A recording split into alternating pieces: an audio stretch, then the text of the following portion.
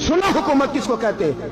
हजरत उमर गुजर रहे, फजर की नमाज के बाद 2 गलियां रह गई हैं, आज पूरा नहीं हो सका आपका दौरा। एक छप्पर है छोटा सा, बूढ़ी अम्मा बैठी है, उमर फारूक गुजरने लगे, बूढ़ी को परेशान देखा, अम्मा जी इजाजत हो तो अंदर आ जाऊं? बूढ़ी कहने लगी चल दौड़ जा, अपना काम कर, क्यों इजाजत दूं? तेरी मेहरबानी अम्मा, आने दो। क्या दौड़ जा? तेरी मेहरबानी अम्मा, गुजारिश है, चलो आ जाओ।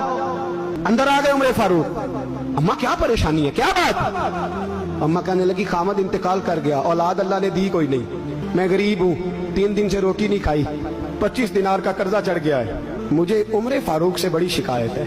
उसने मेरा हाल ही नहीं पूछा, कहने लगे शिकवा है, उमर आया ही नहीं।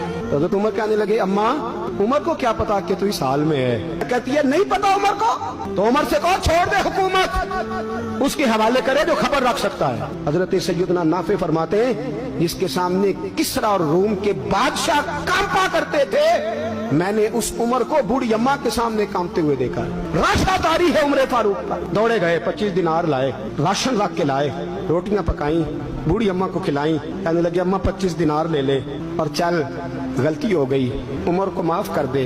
अम्मा बोल के कहने लगी मैं नहीं माफ करती, एक दफा कब्र में जा लेने दे, मेरे रसूल आएंगे तो मैं उमर की शिकायत करूं। अमीरुल मोमिनीन होके उमर फारूक अम्मा के कदमों में बैठ गए, कहने लगे अम्मा उमर कमजोर है, हुजूर का सामना नहीं कर सकता, तेरी मेहरबानी नबी पाक के सामने शिकायत ना करना। अम्मा कहने लगी चल मैं तेरी खातिर माफ कर देती।